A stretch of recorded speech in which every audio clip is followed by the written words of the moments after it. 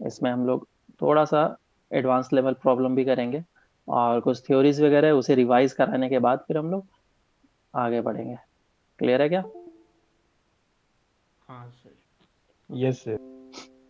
हम्म। चलो।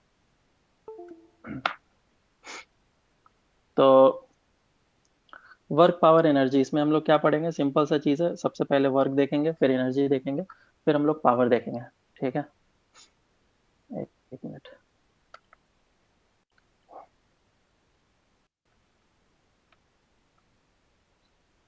तो उधर लिखा हुआ है वर्क पावर एनर्जी, लेकिन पैटर्न हमारा क्या रहेगा? सबसे पहले वर्क, फिर एनर्जी, सबसे लास्ट में हम लोग पावर देखेंगे। क्योंकि जब तक हम लोग वर्क के बारे में अच्छे तरीके से नहीं जानेंगे, एनर्जी के बारे में नहीं जानेंगे, तो पावर के बारे में अच्छे तरीके से हम लोग नहीं जान पाएंगे। तो लास्ट में हमारा पावर रहेगा। अभी भी कुछ लोग ज्वाइन कर रहे हैं। ओके।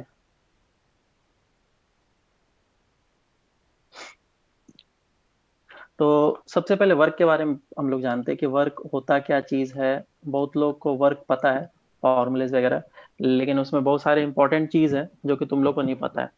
बहुत ही बेसिक है और बहुत ही इंपॉर्टेंट भी है, दोनों चीज़। बेसिक क्यों है? क्योंकि ये बहुत ही छोटा सा चीज़ है, डिफाइन इसी तरीके से किया जाता है। लेकिन इंपॉर्टेंट क्यों है? क्योंकि बहुत लोगों को पता नहीं है, और उसी पे अगर तुम्हें क्वेश्चन आएंगे तो तुम पक्का गलत करके आओगे। तो सिंपल सा वर्क क्या डिफाइन किया जाता है? अगर कोई भी हमारे पास मास है, उसके ऊपर हमने फोर्स लगाया है, तो वो आगे के डायरेक्शन में डिस्प्लेस करेगा, और इस फोर्स के कारण से इसका डिस्प्लेसमेंट हो रहा है। तो वर्क हम लोग डिफाइन करेंगे, तो work is equal to force into displacement. ठीक है। This is F dot x. यहाँ पे ध्यान देने वाली बात है कि ये डॉट प्रोडक्ट है, कुछ कुछ चीजें हैं, मैं बेसिक पहले बता दूंगा, फिर अपन क्वेश्चन एडवांस लेवल पे करते जाएंगे। तो W is work, F is force, vector form में इंपॉर्टेंट है, and x is displacement. Displacement. तो ये जो एक्स है, डिस्टेंस का भी यूज मत करना, इसको हमेशा डिस्प्लेसमेंट ही यूज करेंगे। तो डिस्टेंस क्यों नहीं यूज करते सर? हमने अगर एक्स डिस्टेंस इसको मूव कराया है, तो फोर्स भी तो एक्स डिस्टेंस के लगाया है मैंने, तो हमारे हिसाब से तो वर्क भी ज्यादा होना चाहिए। लेकिन डिस्प्लेसमेंट क्यों लेते हैं? नहीं, क्योंकि फिजिक्स के केस में हमारे पास दो तरह के वर्क होते हैं, एक होते हैं पॉजिटिव वर्क और एक होता है नेगेटिव वर्क। तो ये दो तरह के वर्क होते हैं, positive work and negative work. हम लोग एल्जेब्रिक फॉर्म में ऐड या सब्ट्रैक्ट कर सकते हैं। ऑलवेज वर्क ऐड नहीं होगा, मतलब ऑलवेज बढ़ते नहीं जाएगा। जैसे डिस्टेंस ऑलवेज बढ़ते जाएगा, कभी वो घट नहीं सकता है। डिस्प्लेसमेंट क्या हो सकता है? कभी बढ़ सकता है, कभी घट भी सकता है ना, डिपेंड करता है चीजों पे। तो ये चीज है। अब इसमें वर्क क्या हो सकता है हमारा? पॉजिटिव, नेगेटिव, जीरो, तीनों हो सकता है। जैसे force into displacement into cos theta, where theta is the angle between them। तो दिस इज वर्क, बराबर। तो where theta is the angle between them, angle की बात करते हैं। अगर हमारा फोर्स इस डायरेक्शन में लग रहा है और डिस्प्लेसमेंट इस डायरेक्शन में हो रहा है, तो इसके बीच का एंगल थीटा को हम लोग angle between the force and displacement बोलेंगे। जैसे फॉर एन एग्जांपल अगर इसमें देखें, तो मान लो कि एक ब्लॉक है और इस ब्लॉक के ऊपर तुम इस डायरेक्शन में फोर्स लगा रहे हो, और ये लिफ्ट नहीं हो रहा है, तो इस प्लेन के ऊपर आराम से आगे की डायरेक्शन में मूव कर सकता है। डिस्प्लेसमेंट आगे की डायरेक्शन में हो रहा है और ये थीटा एंगल पे है, तो इसीलिए इस फोर्स का दो कंपोनेंट होगा, एक एफ कॉस थीटा इस डायरेक्शन में, और इस डायरेक्शन में F sine theta. F sine theta के कारण से कोई भी वर्क नहीं होगा। क्यों? क्योंकि ये परपेंडिकुलर डायरेक्शन में फोर्स लग रहा है। तो सिर्फ वर्क जो होगा एफ कॉस थीटा के कारण से होगा। तो हम लोग इस वर्क को डायरेक्टली कभी कभी इस तरीके से लिख देते हैं, फोर्स पैरेलल डायरेक्शन में इनटू डिस्प्लेसमेंट। ये हो गया हमारा वर्क का फॉर्मूला। दूसरा चीज, अगर मैं छोटा सा वर्क करूंगा, मतलब कि डिस्प्लेसमेंट छोटा सा हो रहा है, तो वर्क भी हमारा छोटा सा होगा। और उसके लिए फॉर्मूला ये लिखा जाएगा, d W is equal to F dot D x. ठीक है क्या? अब हाँ एक सर। हाँ सर। क्वेश्चन में दे रहा हूँ उसमें। तो इस जगह पे एक रिजिड बॉडी है और इसका मास m है, और साथ ही साथ ये वॉल्स के सपोर्ट पे रखा हुआ है। और दूसरे डायग्राम में एक बॉडी है जो कि स्पंज है ना, और इसके ऊपर मैं फोर्स लगा रहा हूँ। तो तुम्हें बताना है कि फर्स्ट केस और सेकंड केस में क्या क्या वर्क होगा। Work equals to zero, work not equals to zero, इसी पे कमेंट करना है। वर्क में भी पॉजिटिव, नेगेटिव और जीरो, लेकिन तुम्हें कमेंट करना है कि या तो वर्क जीरो होगा या तो वर्क जीरो नहीं होगा। ठीक है, फर्स्ट Can केस you के लिए repeat the बताओ, question? क्या बोल रहे हो? क्या आप क्वेश्चन को रिपीट कर सकते हैं? मैंने क्वेश्चन में क्या बोला है कि ये एक बॉडी है और ये स्पंज है, ऊपर फोर्स लगाया जा रहा है, फ्रिक्शनलेस सरफेस पे रखा हुआ और इससे सपोर्ट पे, लेकिन ये रिजिड बॉडी है। रिजिड बॉडी को वॉल से सपोर्ट करके रखा गया, इसके ऊपर फोर्स लगाया जा रहा है। तो तुम्हें बताना है किस पे वर्क होगा, किस पे नहीं होगा, बस इतना सा।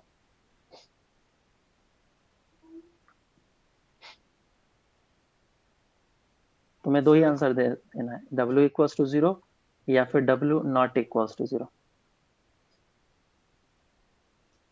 फर्स्ट केस के लिए बताओ क्या आ रहा है तुम लोग का answer, W equals to zero या not equals to zero. Not equal to zero. Not equal to zero. Not equals to zero, W not equals to zero. और सेकेंड का जीरो। हाँ। W is equals to zero, है ना। तो इस example से अच्छे तरीके से समझ में आ रहा है कि जो हमारा स्पंज है वो स्पंज आगे की डायरेक्शन में जा तो नहीं रहा है ना। इसके हर एक पॉइंट का डिस्प्लेसमेंट अगर मैं देखूंगा, पॉइंट ए और पॉइंट बी का, तो हर एक पॉइंट का डिस्प्लेसमेंट सेम नहीं है, बराबर। तो मुझे कौन सा डिस्प्लेसमेंट लेना है, इस जगह पे जो हम लोग डिस्प्लेसमेंट लेते हैं ऑलवेज, वो कौन सा डिस्प्लेसमेंट लेना है। तो डिस्प्लेसमेंट को अच्छे तरीके से डिफाइन किया गया कि W is equals to F dot x. जब हम लोग लिखते हैं तो इसमें x किसका लेते हैं, displacement of point of application of force, application of force. ठीक है, जिस पॉइंट पे फोर्स लग रहा है उस पॉइंट का मुझे लेना है डिस्प्लेसमेंट। जैसे कि ये बॉडी रिजिड है, जनरल केस में हम लोग हमेशा रिजिड बॉडी लेते हैं, इसीलिए कोई भी पॉइंट का डिस्प्लेसमेंट हमेशा सेम मिलता है, तो हम लोग वरी नहीं होते हैं। लेकिन अगर ये स्पंज हो जाएगा तो यहाँ पे डिस्प्लेसमेंट जो है डिफरेंट पॉइंट के डिफरेंट हो सकते हैं, तो हमें उसी पॉइंट का डिस्प्लेसमेंट लेना है जिस पॉइंट पे फोर्स हम लोग लगा रहे हैं। So this is very very important thing. ठीक है, और दूसरा चीज इंपॉर्टेंट ये भी है कि हमें जो डिस्प्लेसमेंट हो रहा है, फोर्स भी मुझे उसी का ही लेना है। ऐसा नहीं कि डिस्प्लेसमेंट कोई और पॉइंट हो रहा है और फोर्स मैं किसी और पॉइंट का ले रहा हूँ, ये भी नहीं होना चाहिए। तो इसमें वाइस वर्सा भी बोला जा सकता है, displacement of the application of force and the force where the displacement is happening. तो ये दोनों पॉइंट को मैं बोल सकता हूँ इंपॉर्टेंट है। अब आगे बढ़ते हैं, तो बेस्ट कुछ एक दो क्वेश्चन करते हैं, तो मैं और बेसिक आइडिया मिल जाएगा, क्लियरिटी हो जाएगी अच्छे तरीके से कि हमारा वर्क कब कब जीरो हो सकता है। जैसे कि फॉर एन एग्जाम्पल ले रहा हूँ, मान सर लो कि, ठीक है, सर आपकी आवाज़ हाँ बोलो। कट रही है। सर आपकी आवाज़ कट रही है बीच में। सबको आवाज कट रही है या फिर तुम्हें कट रही है, यस बाकी लोग बताओ कट रही है कि यस सर, कर कट रही हाँ थी। यस सर, सर, कट रही। कट रही है। अब आ रही है सही से, हाँ सर। हाँ, अभी आ आ रही है गया ना। सर। हम्म, देखो इसकी आवाज कट रही है। चलो, तो ये अगर ब्लॉक है एम मास का और इस एम मास के ब्लॉक पे मैं फोर्स लगा रहा हूँ आगे की डायरेक्शन में, और ये आगे की डायरेक्शन में मूव कर रहा है, और नीचे है friction, coefficient of friction not equal to zero. तो पूछा गया फाइंड, बिल्कुल सिंपल सा question, find the work done by, ये आगे की डायरेक्शन में मूव भी कर रहा है, ठीक है। मूव कर रहा है v वेलोसिटी से, जो भी मान ले। Find the work done by the friction on the ground and also comment on the block। बताओ।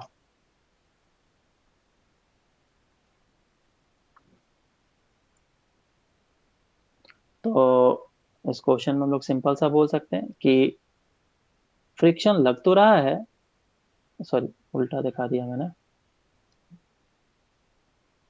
फ्रिक्शन ग्राउंड पे लग तो रहा है लेकिन ग्राउंड आगे के डायरेक्शन में मूव नहीं कर रहा है, तो हम लोग क्या बोलेंगे, work done by friction is 0। लेकिन इस केस में work done by the friction on the block is not equal to 0। बराबर। तो क्या मैं बोल सकता हूं कि the work done on the moving block, the work on the moving block by the kinetic friction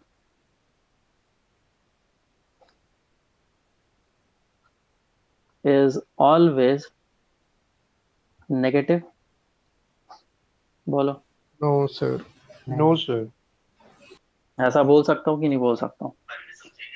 नहीं बोल। बोलो। और सभी को कुछ लग रहा है तो बताओ, और नहीं नहीं बोल सर। सकते हैं तो क्यों? So this statement is false. Reason दो। सर दो टू ब्लॉक सिस्टम में अगर रिलेटिव वेलोसिटी है तो ऊपर वाले पे मतलब जिसकी कम रहेगी हाँ सर, उसके तो है ना? ऊपर अलॉन्ग। वाला तो तो हाँ फ्रिक्शन तो वही बेसिकली मैं काइनेटिक फ्रिक्शन के कारण से या फिर काइनेटिक फ्रिक्शन के कारण से वर्क जो है, मैं पॉजिटिव, नेगेटिव और जीरो तीनों बोल सकता हूँ। बोल सकता हूँ क्या? हाँ है ना?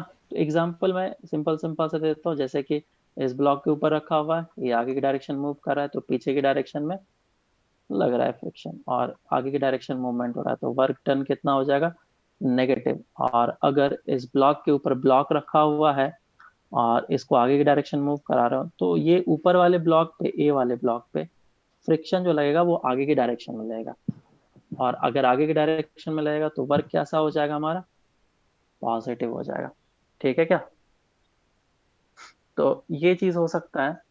तो ये हमारा हो जाएगा work done bye kinetic friction, positive, negative, zero हो सकता है।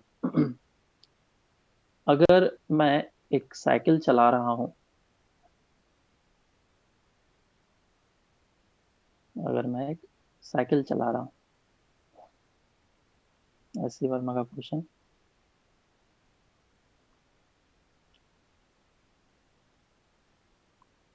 ऐसा है, और जो भी चीज़ है ये ऐसा समथिंग काइंड ऑफ चीज़ दे रखा है।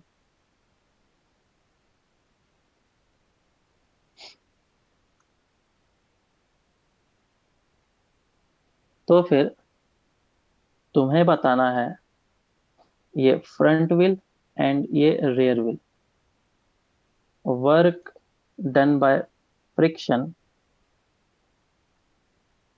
रेयर व्हील पे एंड फ्रंट व्हील पे पॉजिटिव होगा या नेगेटिव होगा, इतना कमेंट करना है।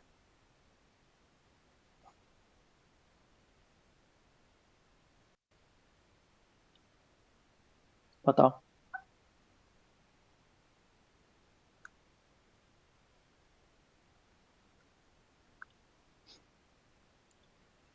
इसमें कंसिडर करना है प्योर रोलिंग हो रहा है, कंसिडर हम लोग कर रहे हैं, जनरली प्योर रोलिंग होता है इसीलिए दिया नहीं जाता। सॉल्व करें इसको। तो देखो इसमें क्या करना पड़ेगा। सबसे पहले तो ये बताओ कि इस फ्रंट व्हील और रेयर व्हील पे फ्रिक्शन का डायरेक्शन किधर होगा। पहले मैं फ्रंट की बात करता हूँ। बताओ, फ्रंट व्हील पे फ्रिक्शन का डायरेक्शन किधर होगा? हम्म पीछे पीछे लेफ्ट या राइट? पीछे की डायरेक्शन लेफ्ट में। लेफ्ट या राइट?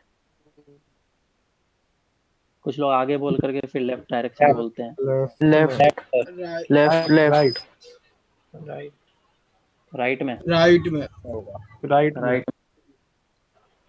तो इस पे जो डायरेक्शन लगेगा वो इस पे पीछे की डायरेक्शन में लगेगा, लेफ्ट। ठीक है। कौन सा फ्रिक्शन होगा, काइनेटिक या static? Kinetic kinetic friction static लगेगा सर। या स्टैटिक? हाँ स्टैटिक स्टैटिक सर। इसमें लगेगा स्टैटिक फ्रिक्शन। ठीक है, इसमें स्टैटिक फ्रिक्शन लगेगा। क्यों? क्योंकि प्योर रोलिंग हो रहा है। काइनेटिक फ्रिक्शन लग गया तो प्योर रोलिंग का तो फिर सवाल ही नहीं उठता है। तो ये लग रहा है हमारा स्टैटिक फ्रिक्शन, और इस पे फ्रिक्शन जो है पीछे की डायरेक्शन में लग रहा है, और इसके कारण से जो वर्क होगा वो जीरो होगा फ्रंट वाले व्हील पे। क्यों? क्यों जीरो होगा? रीजन बताओ। द पॉइंट ऑफ कांटेक्ट वाला वो मूव नहीं कर रहा है हाँ, पीछे। Displacement of point of application of force, ये क्या है, जीरो है। जिस इंस्टेंट पे फ्रिक्शन इस पे लग रहा है वो पॉइंट मूव करके यहाँ पे पहुंच जा रहा है, और अब यहाँ पे फ्रिक्शन जीरो हो गया है, यहाँ पे तो कोई फोर्स ही नहीं लग रहा है। वापस से ये पॉइंट, एक नया पॉइंट यहाँ पे आ गया, तो पॉइंट इस तरीके से मूव करते जा रहा है और फोर्स मूव नहीं कर रहा है। तो इसीलिए वाइस वर्सा वाला जो पॉइंट बताया था वो यहाँ पे वैलिड हो पा रहा है कि हमारा वर्क क्या हो जाएगा, जीरो हो जाएगा। चलो अब रेयर व्हील पे बात करते हैं। सर पहले बताओ हाँ बोलो। सर फ्रिक्शन एक बार वापस से बताइए ना, पीछे लेफ्ट में हाँ कैसे मैं लग रहा है? वो भी मैं बता रहा हूँ। पीछे वाले पे बात करते हैं, रेयर व्हील पे। तो इस पे फ्रिक्शन का डायरेक्शन बताओ किधर होगा।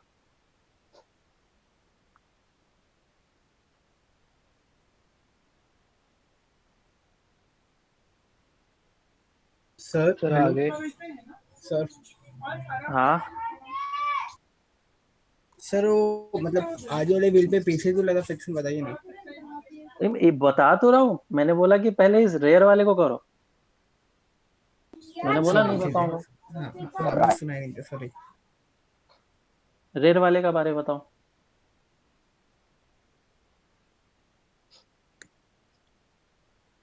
राइट डायरेक्शन में लगेगा। लेफ्ट में लगेगा, राइट में लगेगा? राइट राइट पे लगे राइट राइट सर। तो इस पे जो फ्रिक्शन लगेगा वो बिल्कुल राइट के डायरेक्शन में लगेगा। अब बताओ इस पे जो फ्रिक्शन लग रहा है वो काइनेटिक है या स्टैटिक है?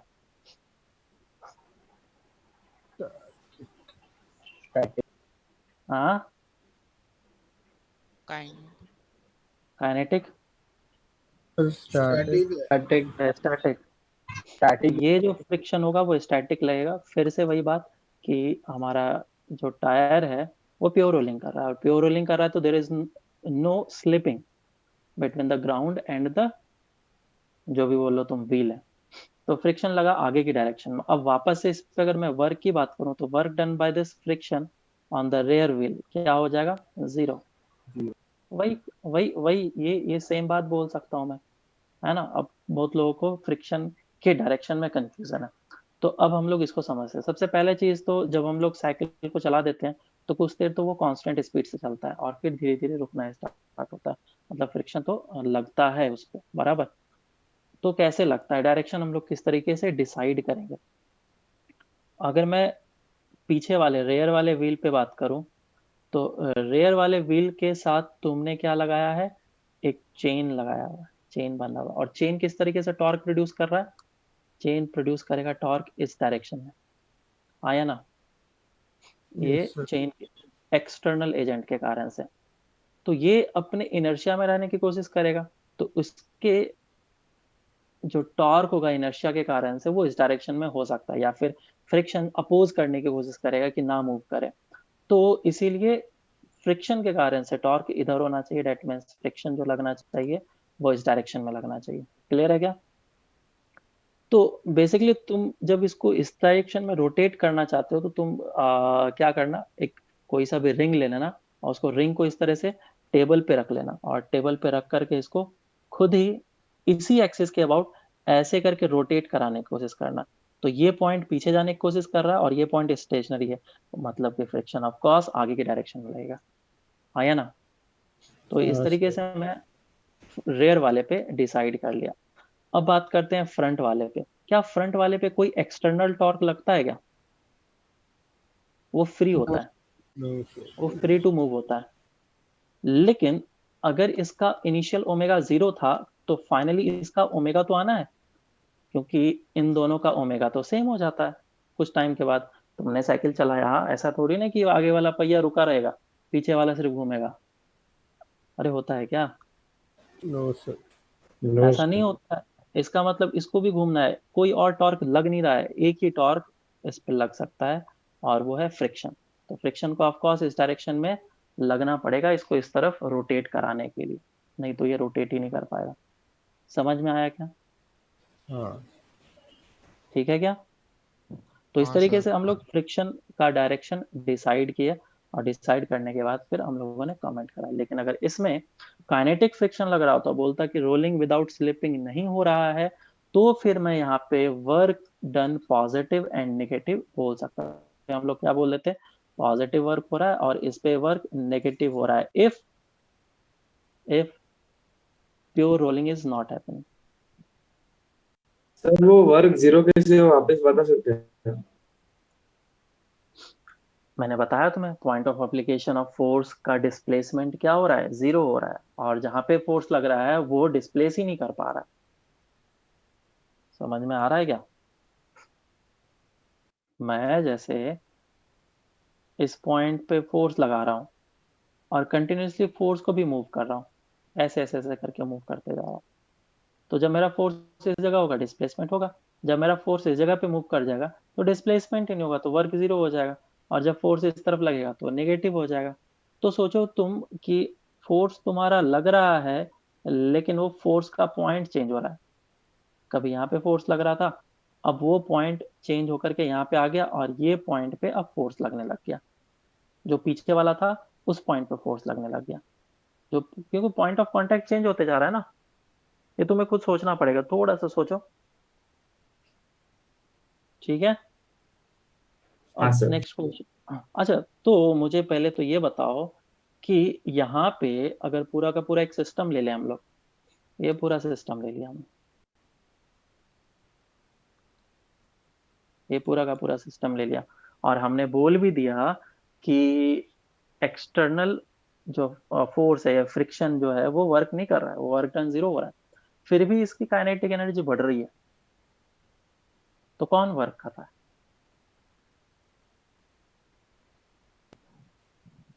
कोई सा फोर्स तो वगैरह दिख किस रहा है केस जो में? वर्क? प्योर इस साइकिल के रोलिंग केस, में?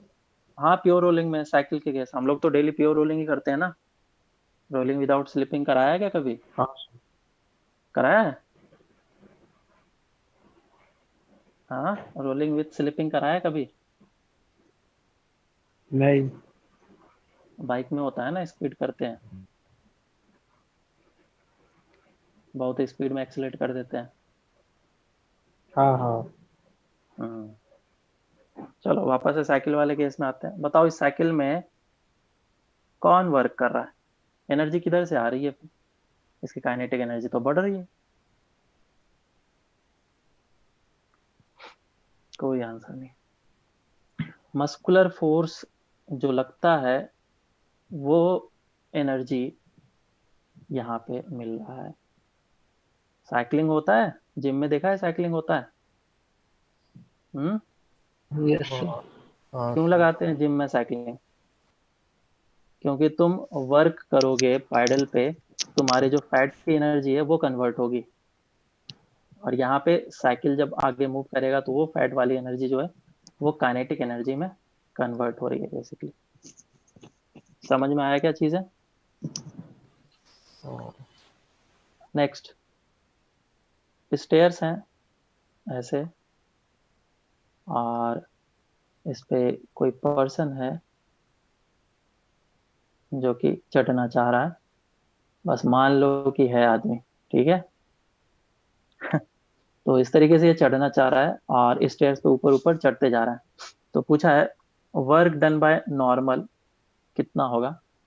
ये 1 centimetre, mass of the person is m, और ये 1 मीटर का स्टेयर है और 1 मीटर का स्टेयर है। तो जब इस जगह पे पहुंचेगा ए पॉइंट से बी पॉइंट, तो वर्क डन कितना होगा बाय नॉर्मल? 0। 0 होगा। वर्क डन बाय नॉर्मल क्या हो जाएगा? 0। 0 हो जाएगा। वर्क डन बाय नॉर्मल कितना हो जाएगा? 0। वर्क डन बाय mg कितना हो जाएगा? 0। 3 0। mg 3 mg work done bye mg 3 mg। Height कितना हो जाएगा? माइनस का 3 हाइट हो जाएगा 3 मीटर, है ना? तो बेसिकली mgh होता है, मास कितना है m, ग्रेविटी g, और h कितना हो जाएगा? 3 मीटर। 3 और ग्रेविटी कारण से वर्क नेगेटिव, क्यों? नेगेटिव। क्योंकि हाँ। फोर्स हाँ नीचे लग रहा है और डिस्प्लेसमेंट ऊपर हो रहा है। ठीक है, ये फॉर्मूला नहीं आता है, वो आता ही होगा, ऑफकोर्स रिवीजन चल रहा है, तो बस समझ जाओ, नहीं आता होगा तभी हम लोग सारे काम करेंगे, समझ में आ जाएगा। तो ये आ गया हमारा सर आंसर। बोलो। सर वो साइकिल वाला का काइनेटिक एनर्जी कैसे बढ़ रहा था, वो वापस से बता सकते हैं? काइनेटिक एनर्जी कैसे बढ़ रहा था, समझ में नहीं आया तुम्हें? जो नहीं सर। मस्कुलर एनर्जी था, वो मस्कुलर एनर्जी किस में कन्वर्ट हो रहा है? काइनेटिक एनर्जी में। तभी तो पसीना निकलता है हमें। हाँ। स्वेटिंग क्यों होता है? बिना वर्क के होता है क्या? नहीं। नेक्स्ट। सर इसमें नॉर्मल का कैसे 0 हुआ? अच्छा, मतलब कुछ लोग को ये भी नहीं पता है। जैसे हम लोग चढ़ रहे थे, तो ये हमारा लेग है, लेग के ऊपर जो फोर्स लग रहा था नॉर्मल ऊपर के डायरेक्शन में लग रहा था, लेकिन जैसे ही मैं लेग को लिफ्ट करता हूँ तो नॉर्मल 0 हो जाता है। मतलब तुमने डिस्प्लेसमेंट करने की कोशिश करी, फोर्स ही 0 हो गया, लेकिन जब फोर्स लग रहा था उस समय डिस्प्लेसमेंट 0 है ना? तो ये क्या हो हाँ। जाएगा? वर्क 0 हो जाएगा। ऐसे से ढेर सारे एग्जाम्पल है, मैं बहुत सारे एग्जाम्पल दे सकता हूँ। एक और एग्जाम्पल कर लेते हैं। मान लो कि तुम्हारे पास एक पेंसिल है,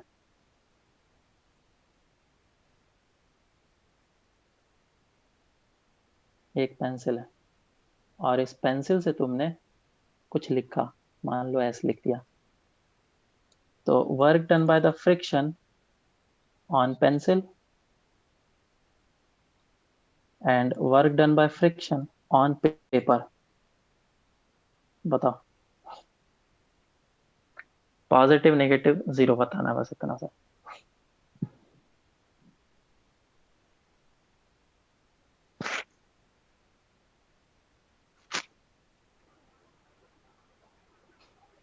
पेंसिल का पॉजिटिव और पेपर का 0। पेंसिल का पॉजिटिव और पेपर का 0। और कोई? पेंसिल का नेगेटिव, पेपर का 0। Okay.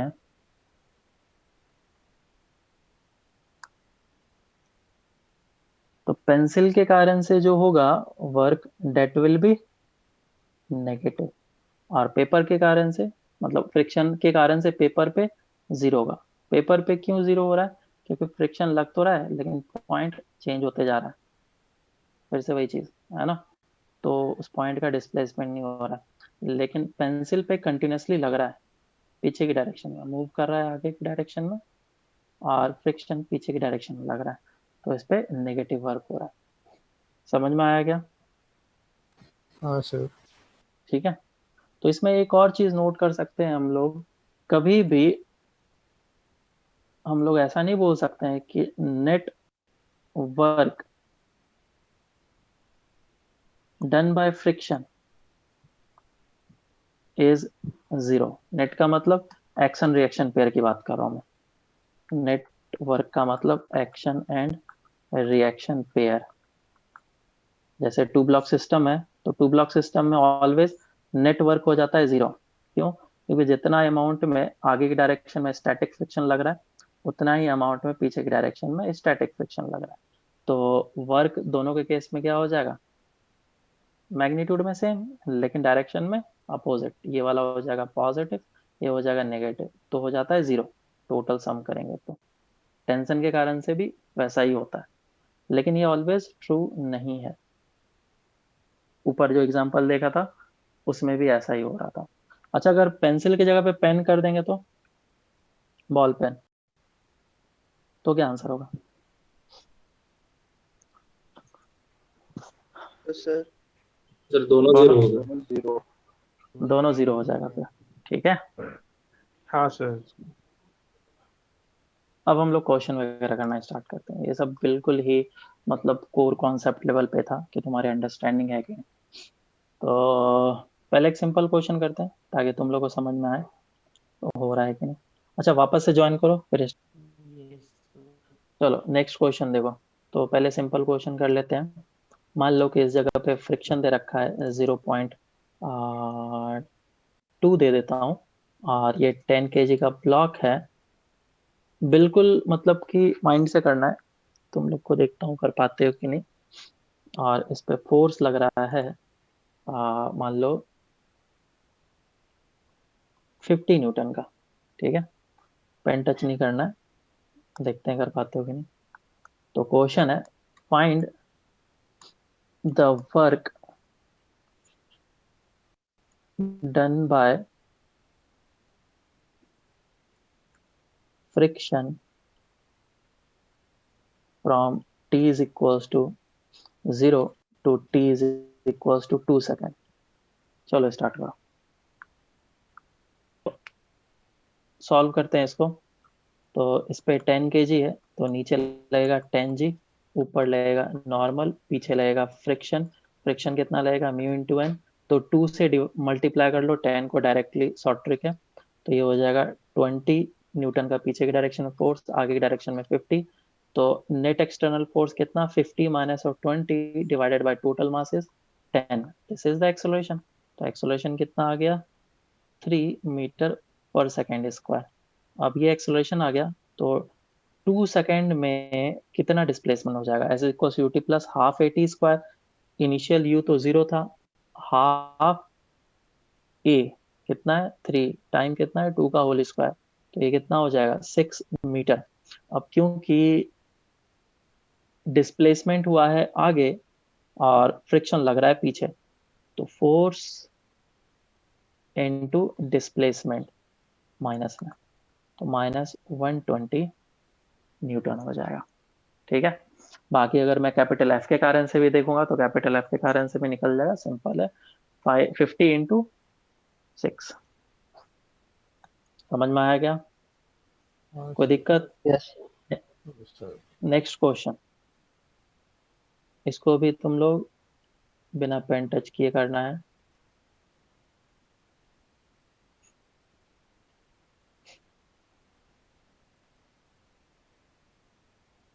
Hmm,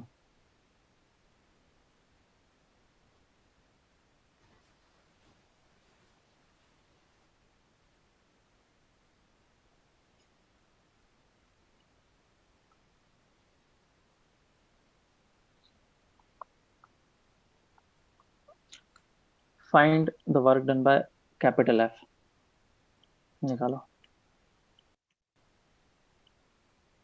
done by capital F in t is equals to 0 to t is equals to 2 second. Solve करो।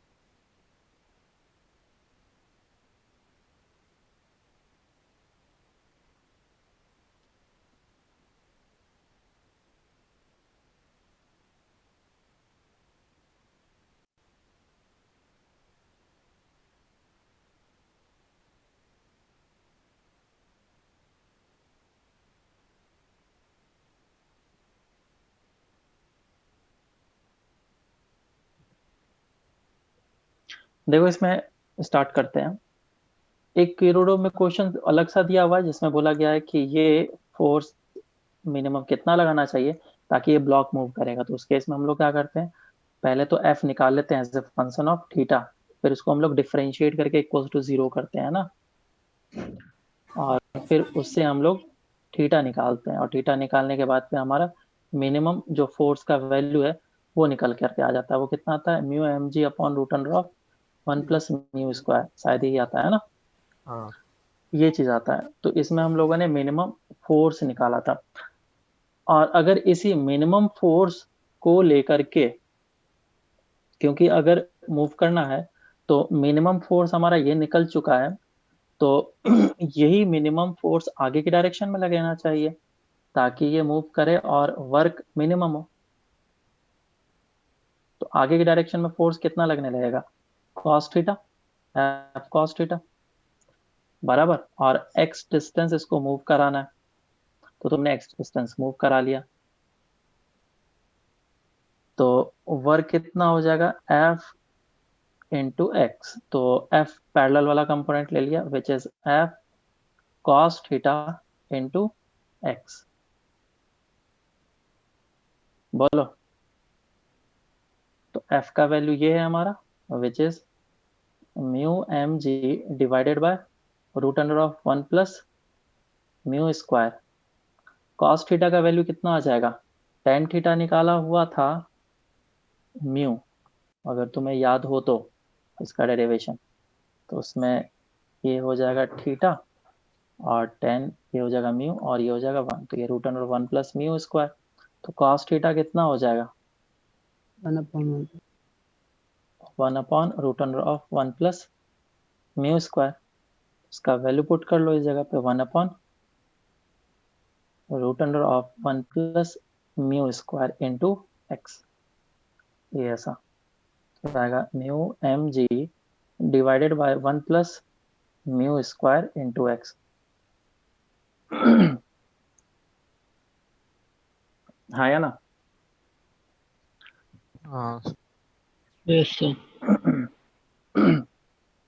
ठीक है, क्योंकि यहाँ पे एंगल्स वगैरह तुम्हें नहीं दे रखा है, कितने एंगल पे लगाना है वो नहीं दे रखा है। इसका मतलब ये है कि ये सबसे पहले मुझे मिनिमम फोर्स निकालना पड़ेगा। मिनिमम फोर्स हमारा पता चल गया, उसके बाद ही मैं वर्क को अच्छे तरीके से लिख सकता हूँ। अदरवाइज क्या होगा, वेरिएबल के टर्म्स में आंसर आया हमारा, है ना। एफ तो गिवन है नहीं, तो एफ गिवन नहीं है, तो ये एफ यहाँ पे जो आया दैट वाज वेरिएबल।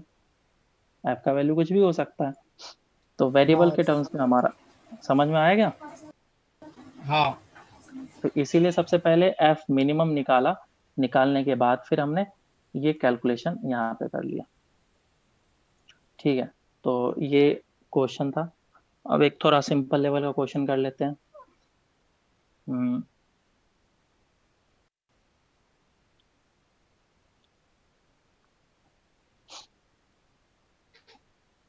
इस जगह पे एक ब्लॉक है और इस जगह पे एक ब्लॉक है। ये 2 kg का ब्लॉक और ये 1 kg का ब्लॉक है। ठीक है, तो पूछा गया find the net work done by gravity in t is equals to 0 to t is equals to 2 second.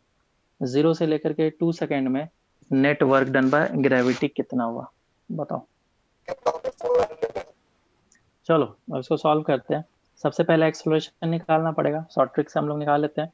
Net external force upon total mass, 2g इधर लग रहा है 1g इधर लग रहा है, तो एक्सटर्नल कितना फोर्स हो गया 2g minus 1g divide by total mass, that is से हो जाएगा g/3। डिस्प्लेसमेंट निकालो, S equals to U T plus half A T square. System को रेस्ट से रिलीज किया गया है, तो हाफ ए का वैल्यू कितना, g/3 टाइम 2 स्क्वायर, कितना हो जाएगा ये 2g/3 का डिस्प्लेसमेंट हो गया।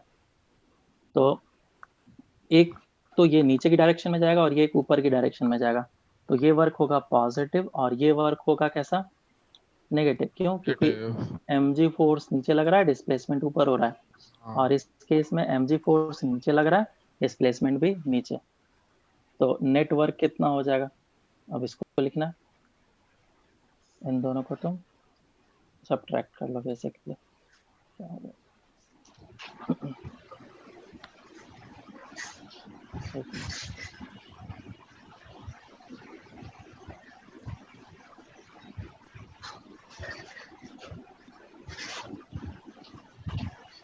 तो यहाँ पे नेट वर्क हो जाएगा W is equals to positive work कितना हुआ, force into displacement which is 2mg,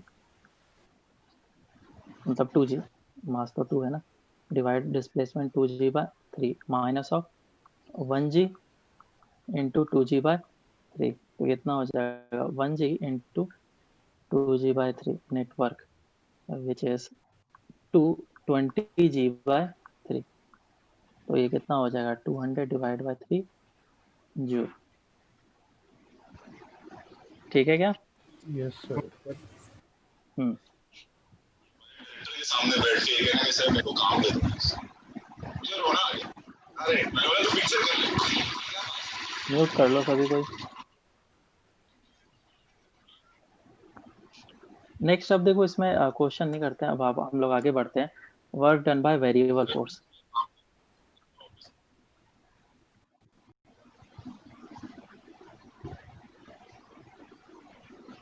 work done by variable force, तो हम लोग को अगर एक वेरिएबल फोर्स दिया हुआ होगा तो उसके कारण से कैसे वर्क निकालेंगे। जैसा कि हमने लिखा कि अगर हमारा डिस्प्लेसमेंट ही छोटा सा होगा तो वर्क भी छोटा सा होगा। इसी को अगर मैं इंटीग्रेट कर लूँ तो work done by force will be equal to F dot D X, और इस जगह पे ये दोनों वेक्टर फॉर्म में लिखा जा सकता है। तो डी एक्स को जनरली डी आर लिख देते हैं क्योंकि R is displacement vector form में, तो ऐसे हम लोग लिख सकते हैं। और क्या है इसमें, तो ये हो गया फॉर्मूला। हाँ, area under the curve, area under the curve,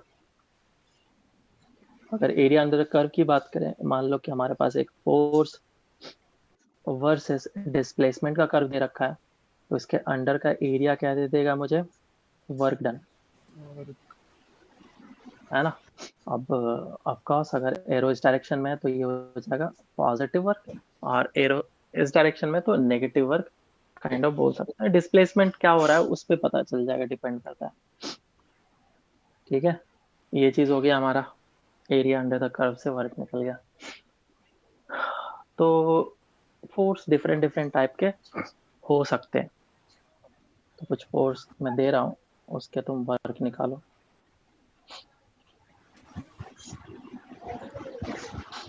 तो पूछा गया फाइंड, पहले तो एरिया अंडर द कर्व से कर लेते हैं कुछ क्वेश्चन। कोई भी ब्लॉक है उस पे एक्स डायरेक्शन में फोर्स लग रहा है कुछ इस तरीके से,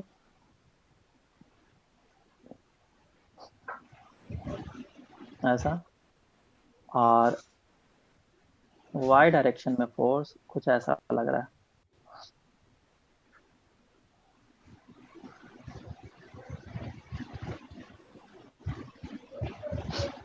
ठीक है, तो ये 2 से स्टार्ट हुआ और ये 4 तक गया। ये दे रखा है हमारा मान लो 10 दे रखा है, और ये भी 2 से स्टार्ट हुआ और 4 तक गया, और ये तुम लोग का 10 दे रखा है। तो पूछा गया find the net work done on the block in moving it from 2,2 to 4,4। ठीक है, निकालो।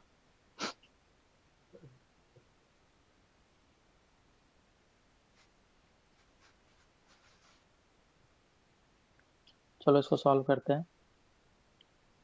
तो देखो मुझे इसका एरिया निकालना पड़ेगा, तो पहले वाले का एरिया कितना हो जाएगा, ये ऐसा कुछ दे रखा है,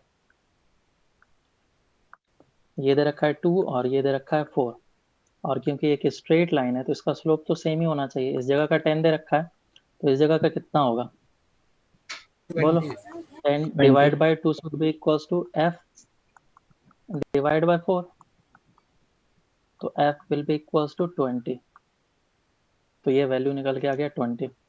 तो अब ये एरिया ले लो, ये हो जाएगा वर्क डन इन एक्स डायरेक्शन, और फिर इसका एरिया ले लेंगे ऐसा, तो ये हो जाएगा work done in Y direction. तो ये पूरा एरिया निकल के आ जाएगा 10 इंटू यहाँ से यहाँ तक का डिस्टेंस कितना है 2, तो ये हो जाएगा 20। और एक्स डायरेक्शन में कितना आ रहा है एरिया बताओ? 30 है 30।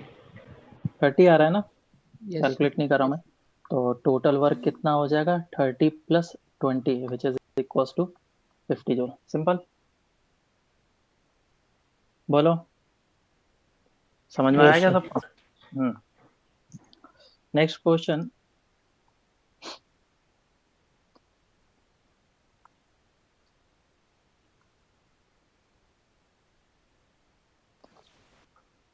क्वेश्चन सर है सर बोलो।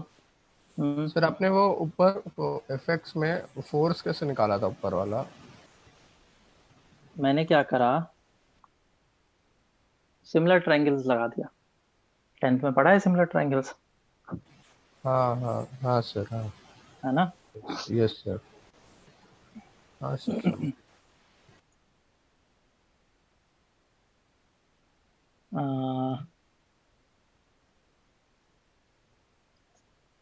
ये है force in X direction, F x curve कुछ ऐसा दे रखा है, ये स्ट्रेट लाइन है, ये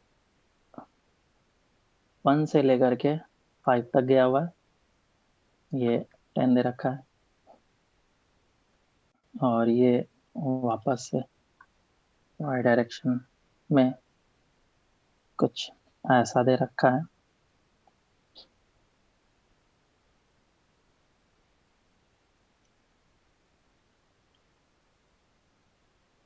ये 5 दे रखा है, और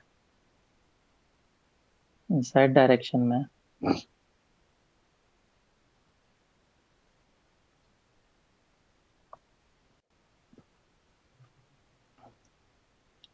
कुछ ऐसा है।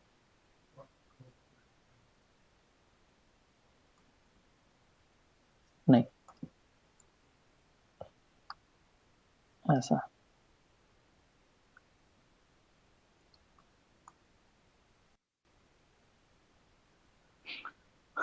तो क्वेश्चन पूछा गया,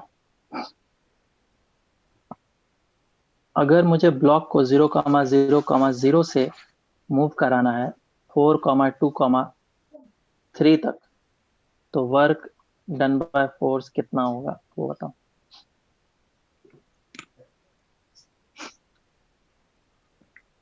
सर लास्ट वाले में 5 है कि 3 है वो? 4,2,3 सर फिगर में। फिगर में भी वही है, फिगर हर एक में लास्ट में 5 है फिगर में।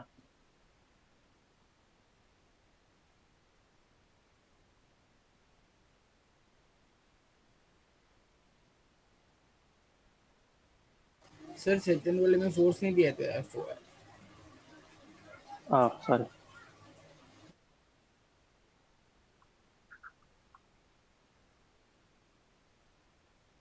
ठीक है, चलो सॉल्व करते हैं इसको। सबसे पहले इसको 0 से लेकर के 2 तक जाना है, सॉरी 0 से लेकर के 4 तक जाना है, तो 0 से 4 तक का एरिया ले लो। तो वर्क डन इन एक्स डायरेक्शन कितना हो जाएगा 10 इंटू 4, और वो भी पॉजिटिव, ये हो जाएगा 40। वर्क डन वाई डायरेक्शन में कितना हो जाएगा, मुझे 0 से लेकर के 2 तक लेकर के जाना है, तो 2 तक का ही एरिया लूंगा मैं, और 2 तक का एरिया अगर लेना है तो मुझे यहाँ तक का भी फोर्स पता होना चाहिए। फिर से वही काम कर लो, that 10 divide by 5 is equal to मान लो एफ डिवाइडेड बाय 2, तो एफ कितना हो जाएगा 4। अब इस ट्राइंगल का एरिया ले लो, हाफ बेस इंटू हाइट, कितना आ जाएगा हाफ बेस इंटू हाइट, तो ये -4 आ जाएगा। और वर्क डन इन जेड डायरेक्शन कहाँ तक ले जाना है 3 तक, तो 3 तक जाएगा, ये यहाँ तक आ गया 3, तो दिस डिस्टेंस इज 2, है ना? क्या एग्जैक्टली ये और ये सेम है, हाँ या ना? Yes sir. है ना, सेम है। तो ये कितना एरिया हो जाएगा 4, और पूरे का एरिया निकालें तो हाफ बेस इंटू हाइट, तो 25 माइनस ऑफ 4 कितना हो जाएगा ये 21। तो ये जो बेसिकली एरिया मुझे जो चाहिए था, ये ये एरिया कितना है 21। तो वर्क डन कितना आ जाएगा प्लस में 21। अब सभी को टोटल वर्क निकालने के लिए ऐड कर लो, 40 माइनस 4 प्लस 21 कितना आ रहा है ये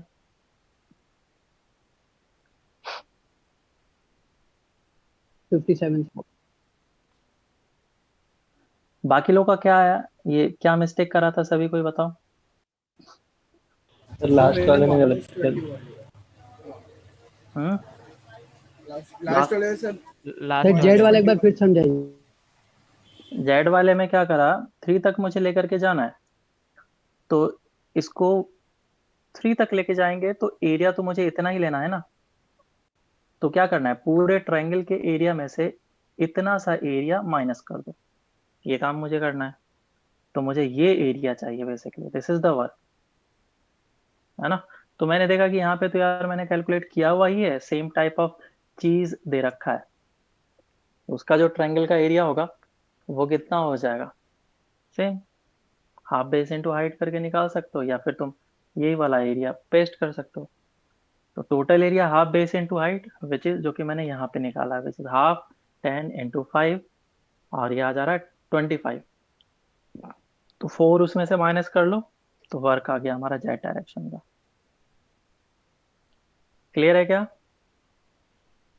सर हम 25 माइनस माइनस 4 कर दिए थे। ओके तो अब तो गलत नहीं होना चाहिए। तो ये सब चीज हो गया, simple simple question.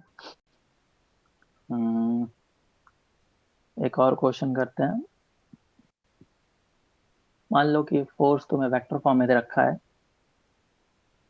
3xi cap plus 4yj cap. Simple question, 0,0 से इसको 2,1 तक लेकर के जाना है। तो बताओ वर्क कितना होगा। बहुत ही सिंपल।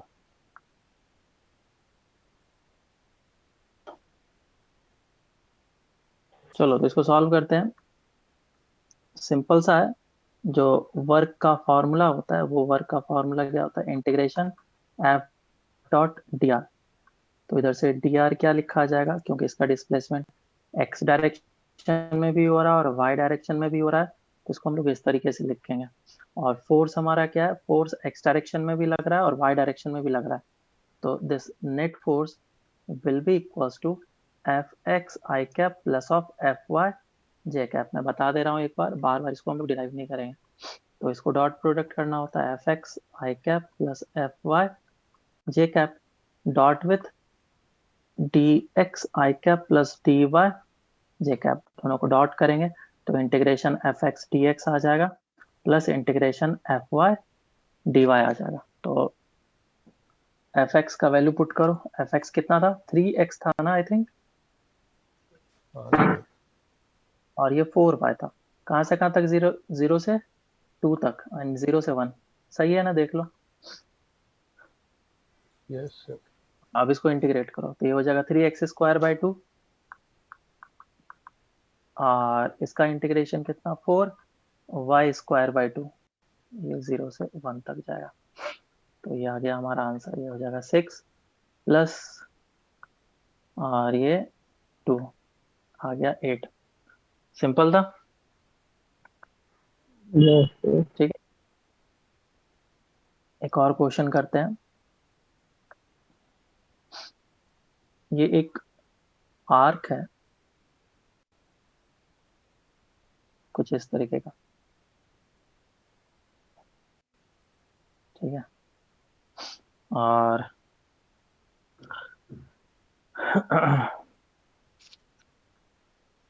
इस पे एक ब्लॉक रखा गया सर इस जगह, वो ऊपर वाला दिखा है।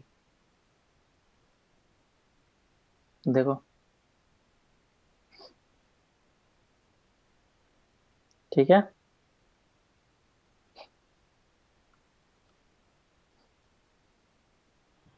Yes sir. Yes sir. तो इस जगह पे एक पुली लगा हुआ है,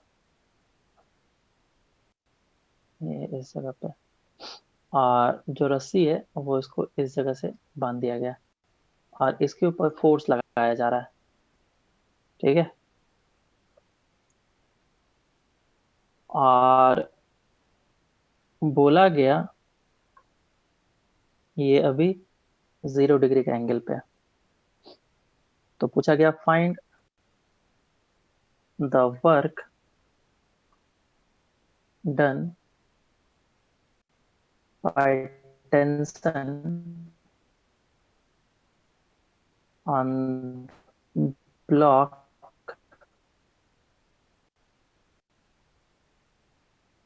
इफ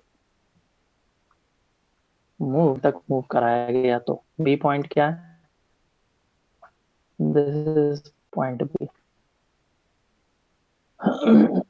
और ये एंगल है 60। ए पॉइंट बी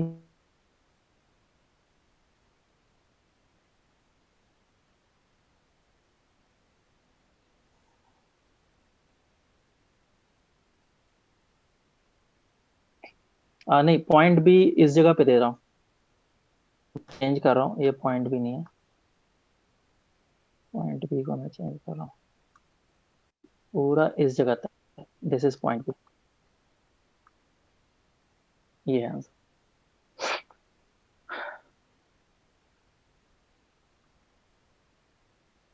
चलो देखो अब इसको सॉल्व करते हैं।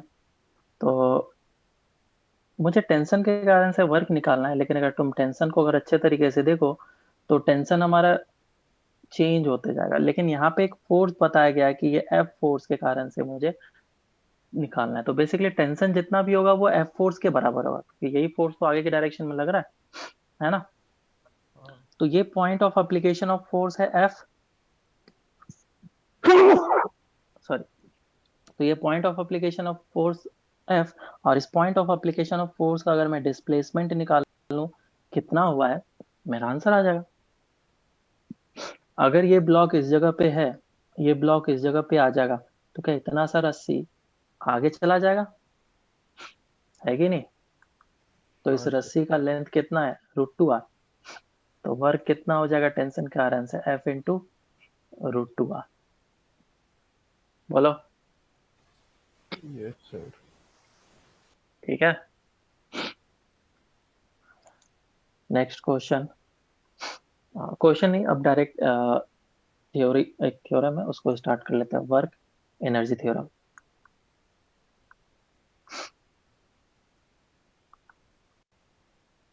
वर्क एनर्जी थ्योरम क्या बोलता है, work done by all the forces. अब फोर्सेस किस किस तरह के हो सकते हैं, एक होता है कंजर्वेटिव फोर्स, एक होता है non conservative force, pseudo force, real force, ये तरह तरह के फोर्सेस होते हैं, ठीक है। तो तुम लोग पढ़ रखे हो कंजर्वेटिव नॉन कंजर्वेटिव क्या होता है।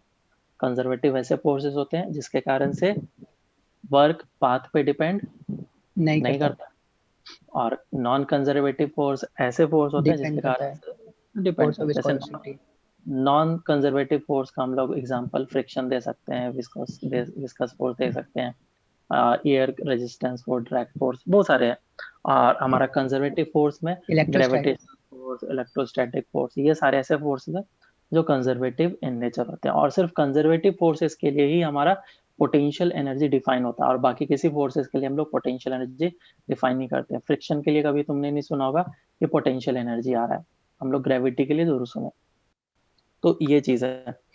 सूडो फोर्स क्या होता है, सूडो फोर्स तुम लोगों ने पढ़ा होगा इसमें एनएलएम में, और अगर हम लोग फ्रेम ऑफ रेफरेंस चेंज कर देते हैं तो उस पे हमें सूडो फोर्स लगाना पड़ता है। तो बेसिकली अगर मैं एक ऐसे फ्रेम में हूँ जो कि इसका एक्सेलरेशन ए से हो रहा है, तो इस पे सूडो फोर्स लगाना पड़ेगा, और वो सूडो फोर्स एम ए हो जाता है। और डिस्प्लेसमेंट अगर एक्स कर रहा है तो सूडो फोर्स के कारण से भी मुझे वर्क देखना पड़ता है। तो ये सारी चीज सिंपल सिंपल सा जो है वो मैंने तुम्हें बताया। तो इतने तरह तरह के फोर्सेस हो सकते हैं। तो उसने बताया कि work done by all the forces is equals to change in its kinetic energy. जितने भी सारे फोर्सेस वर्क करेंगे किसी भी ब्लॉक पे, मान लो कि ये ब्लॉक है और इस पे ढेर सारे फोर्सेस लग रहे हैं, एक कंजर्वेटिव फोर्स लग रहा है, एक लग रहा है नॉन कंजर्वेटिव फोर्स, एक लग रहा है सूडो फोर्स, और भी ऐसे से ढेर सारे फोर्सेस लग रहे हैं। तो यहाँ पे सभी फोर्सेस के कारण से जो वर्क होगा वो change in its kinetic energy के बराबर होगा। ये सिंपल सा फॉर्मूला है। अब इस फॉर्मूले को और भी तरीके से मॉडिफाई किया जा सकता है। चेंज इन काइनेटिक एनर्जी, अगर मेरा वर्क ही काफी ज्यादा छोटा होगा तो dw हो जाएगा, और काइनेटिक एनर्जी में चेंज कितना हो जाएगा, dk हो जाएगा। दोनों साइड dt से डिवाइड कर लो, तो dw divide by dt is equals to dk by dt। तो इस चीज को याद रखना कि रेट ऑफ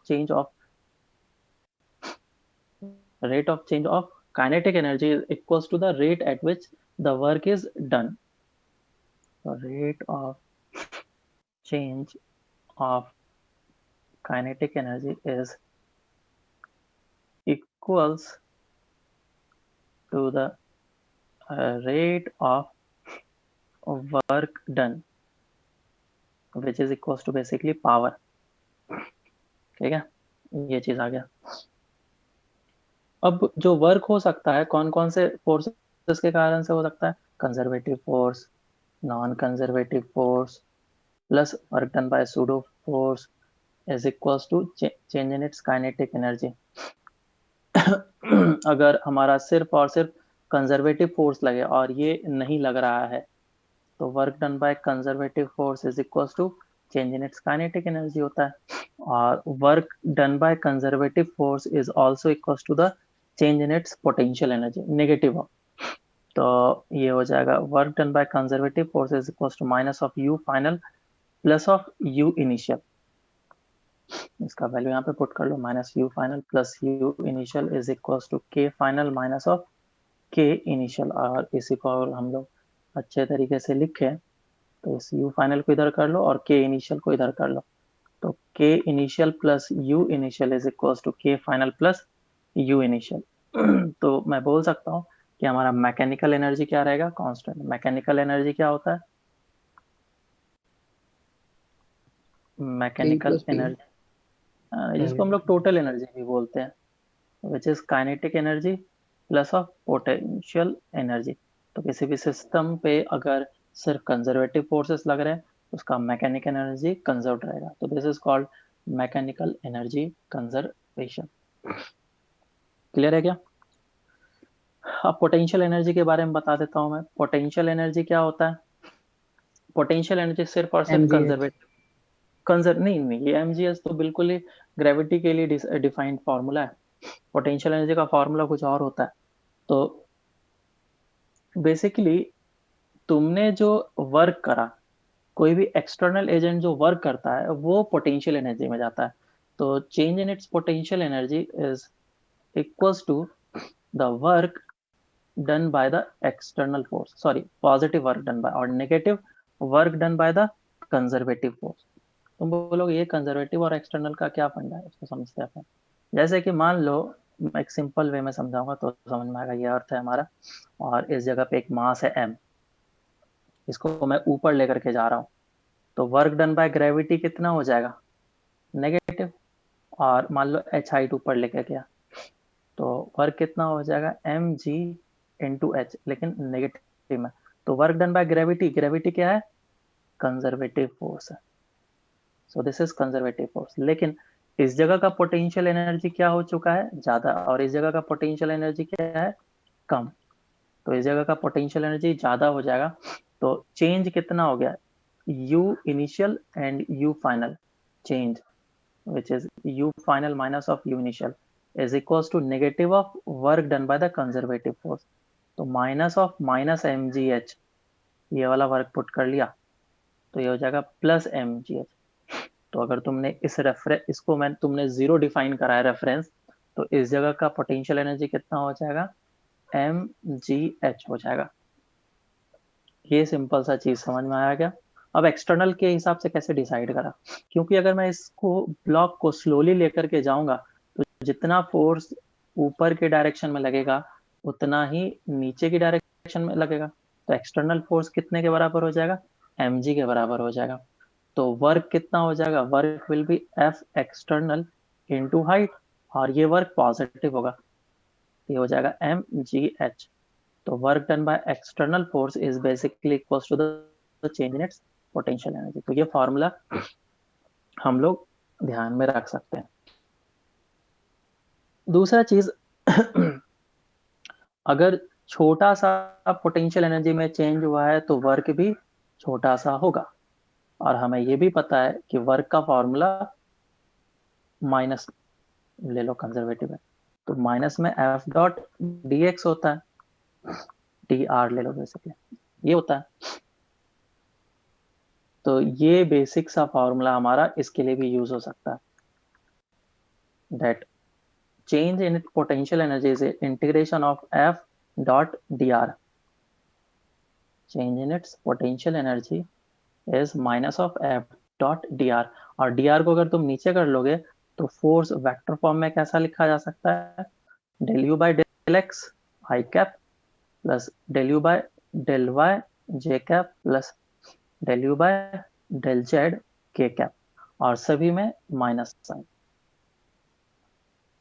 ठीक है, लेकिन सिर्फ और सिर्फ एक ही हो, एक्स ही डायरेक्शन हो, तो हम लोग F is equals to force in X direction is equals to del U by del X लिख लेंगे डायरेक्ट, क्योंकि डिस्प्लेसमेंट सिर्फ एक्स डायरेक्शन में हो रहा है। लेकिन अगर वाई डायरेक्शन में भी होगा तो this is basically force in X direction, this is force in Y direction, this is force in Z direction. समझ में आया क्या? जनरल फॉर्मूला में इस तरीके से लिखते हैं that force vector is equals to del u by del r। ठीक है, तो फोर्स कंजर्वेटिव है। हाँ ये कंजर्वेटिव फोर्स के लिए ही डिफाइन है, पहले ही बता दिया मैंने। ऐसा मत समझना कि नॉन कंजर्वेटिव फोर्स के लिए भी पोटेंशियल एनर्जी का फॉर्मूला लगा दिया, बिल्कुल गलत, सिर्फ कंजर्वेटिव के लिए लगाना है। ठीक है, तो वेक्टर यहाँ से हटा देता हूँ, क्योंकि जब भी वेक्टर देना होगा तो मुझे ये फॉर्मूला अप्लाई करना है। क्लियर है क्या? कोई दिक्कत इसमें? और इसी फॉर्मूले से तुम्हारा ये फॉर्मूला आया है dv is equal to minus E dot D R. याद है क्या ये फॉर्मूला? इसमें यूज करते हैं इलेक्ट्रोस्टैट में, है ना? तो अगर मैं इसको ऐसे लिखूं du del u is equal to minus of f dot D R, तो देखो इसको कैसे हम लोग लिख सकते हैं। जो चेंज इन पोटेंशियल एनर्जी होता है, u को कैसे डिफाइन करते हैं, v को basically v is equal to u by Q, ऐसे लिखते हैं ना। तो छोटा सा अगर चेंज होगा पोटेंशियल में तो ऐसा लिखेंगे, तो du is equal to q into dv, put कर लो यहाँ पे, तो कितना हो जाएगा q dv is equal to minus, और इलेक्ट्रिक फील्ड को कैसे डिफाइन करते हैं, फोर्स पर यूनिट चार्ज, यहाँ पे पुट कर लो F QE, और dr को एज इट इज रहने दो, q q cancel out, dv is equal to e dot dr negative sign के साथ। आया ना? है ना? तो इस तरीके से हम लोग इलेक्ट्रोस्टैट में भी ये सारे फॉर्मूलेस यूज करते हैं। Yes sir. और इलेक्ट्रोस्टैट में भी हम लोग ये फॉर्मूला यूज करते हैं, minus of del V by del X I cap minus del V by del Y J cap minus del V by del Z, है ना? ये चीज। चलो अपन इस पे क्वेश्चंस वगैरह कर लेते हैं। पोटेंशियल एनर्जी ग्रेविटी के कारण से mgh होता है, ये सब तो तुम्हें पता ही है। स्प्रिंग का पोटेंशियल एनर्जी कितना होता है? स्प्रिंग फोर्स तो पता ही है क्या होता है, kx, और बेसिकली माइनस लगा देते हैं हर एक जगह, लेकिन मैं माइनस प्रेफर नहीं करता हूँ, माइनस सिर्फ डायरेक्शन के लिए होता है। और अगर कोई स्प्रिंग है, इसको तुम खींचोगे या फिर कंप्रेस करोगे एक्स अमाउंट से, तो इसमें पोटेंशियल एनर्जी आ जाएगा, जिसको हम लोग हाफ के एक्स स्क्वायर लिखते हैं। बराबर है क्या? ये तो पता ही होगा। तो एक एग्जांपल कर लेते हैं, अगर स्प्रिंग आता होगा तो समझ में आ जाएगा। एक स्प्रिंग है और ये अभी नेचुरल लेंथ पे था। इसके 3 लोकेशंस दिए गए हैं, A B C, A B and C. ये डिस्टेंस x, ये डिस्टेंस x और ये डिस्टेंस x दे रखा है। बराबर। तो पूछा गया अगर मैं, सॉरी, एक और पोजीशन है, डी पोजीशन। तो बोला गया अगर मैं ए से इसको, नहीं पहला, डी से अगर मैं ए लेके जाऊंगा तो डेल्टा यू निकालना है, change in potential energy. B से ए लेके जाऊंगा तो डेल्टा यू कितना होगा। तीसरा, बी से सी लेकर के जाऊंगा तो डेल्टा यू कितना होगा। जल्दी निकालो, सब आता होगा ये सब चीज। और ए से सी लेके गया तो डेल्टा यू कितना। चलो सबसे पहले मैं, आवाज आ रही है मेरी? Yes yes sir.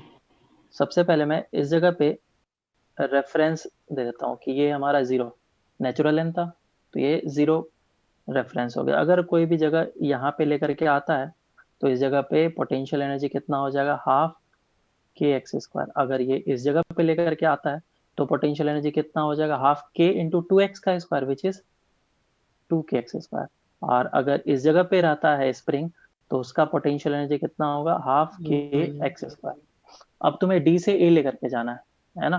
तो डी इस जगह पे, डी से अगर मैं ए जाऊंगा तो फाइनल माइनस ऑफ इनिशियल कर दो। This is you final and this is you initial, minus कर लो तो ये हो जाएगा टू के एक्स स्क्वायर।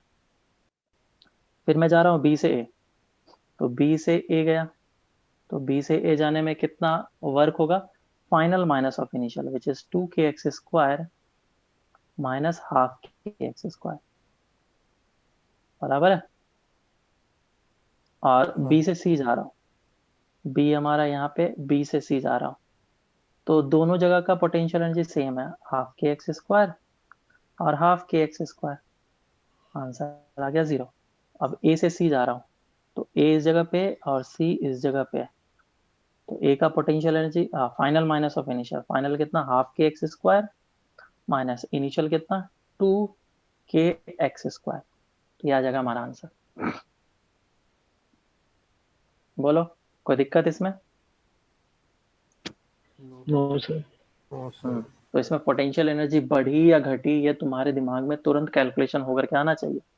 अगर पोटेंशियल एनर्जी बढ़ा तो जो वर्क होगा स्प्रिंग के कारण से वो पॉजिटिव होगा या नेगेटिव?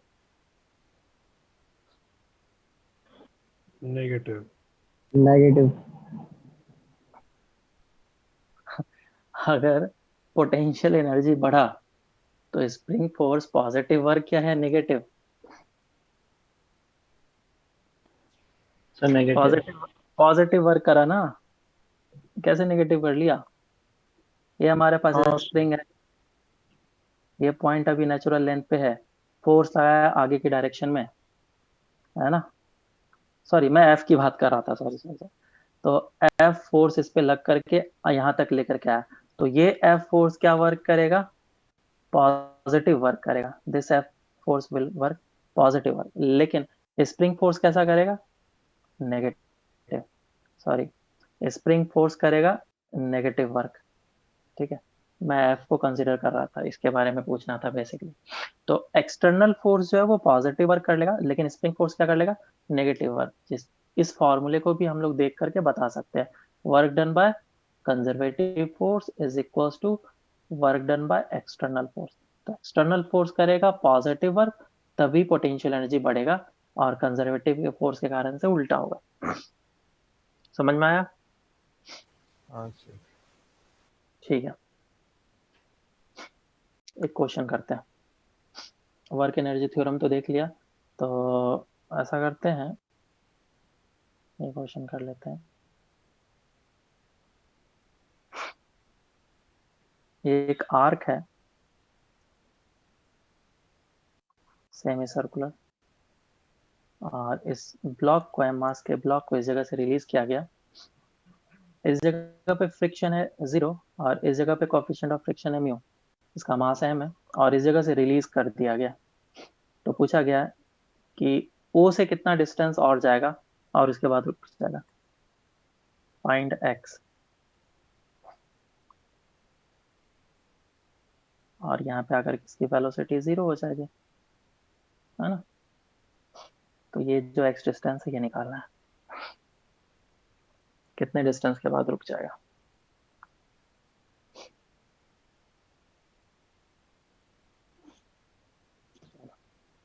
ठीक है, इसको सॉल्व करेगा। देखो किसी किसी ने क्या करा होगा, सबसे पहले इस जगह की वेलोसिटी निकाली होगी, वेलोसिटी निकाल के फिर रिटार्डेशन से ये एक्स निकाल लिया होगा, या फिर किसी ने इस पार्ट में वर्क हाँ। पावर एनर्जी लगा दिया होगा। मैं क्या करूंगा, मैं इस जगह से लेकर के इस जगह तक वर्क पावर एनर्जी का फॉर्मूला लगाऊंगा 1 से 2 का। तो हमेशा इनिशियल और फाइनल लोकेशन डिसाइड कर लेना है जब भी हम लोग work power W all is equals to delta K ही फॉर्मूला लगाएंगे। तो work done by all the forces equals to change in its kinetic energy.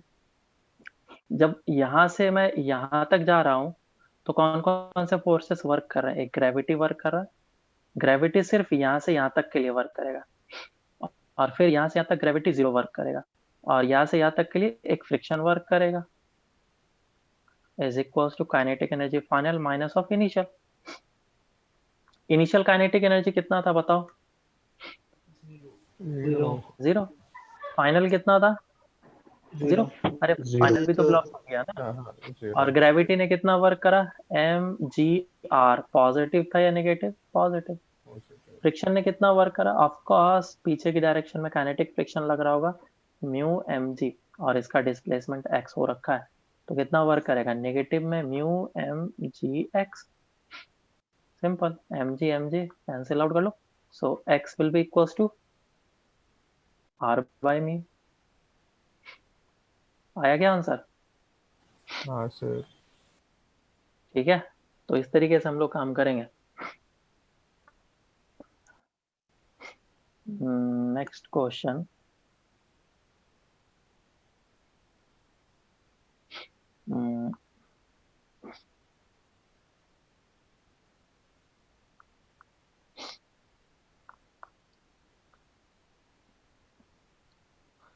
चलो ठीक है, स्टार्ट करते हैं हम लोग। कंजर्वेटिव और नॉन कंजर्वेटिव फोर्स किस तरह से डिसाइड करेंगे, फिर अच्छे क्वेश्चन हम लोग लास्ट में करेंगे। तो एक बार और पावर एनर्जी कंप्लीट हो जाए तो फिर ठीक रहेगा। तो कंजर्वेटिव फोर्सेस और नॉन कंजर्वेटिव फोर्सेस को हमें किस तरीके से डिसाइड करना पड़ेगा। तो कंजर्वेटिव फोर्स तुम्हें पता है क्या होता है, बोलो। Yes sir. Yes sir. Conservative path forces independent हो। पाथ पे डिपेंड नहीं करता है। हाँ, इंडिपेंडेंट ऑफ पाथ, पाथ पे डिपेंड नहीं करता। मतलब कि अगर तुम एक सिंपल सा एग्जांपल, ग्रेविटी के इन्फ्लुएंस में तुम इस ब्लॉक को चाहे इस जगह से इस जगह तक लेके जाओ, चाहे तुम इस तरीके से लेकर के जाओ, चाहे इस तरीके से लेकर के जाओ, हर एक केस में वर्क जो होगा ग्रेविटी कारण से सेम होगा। Work in 1 case, 2 case and 3rd case same होने वाला है। तो सोचो जरा सा, सिर्फ कंजर्वेटिव फोर्स के लिए ही पोटेंशियल एनर्जी क्यों डिफाइन किया गया, नॉन कंजर्वेटिव के लिए क्यों नहीं डिफाइन किया गया? ऐसा क्या डिफरेंस है इन दोनों में?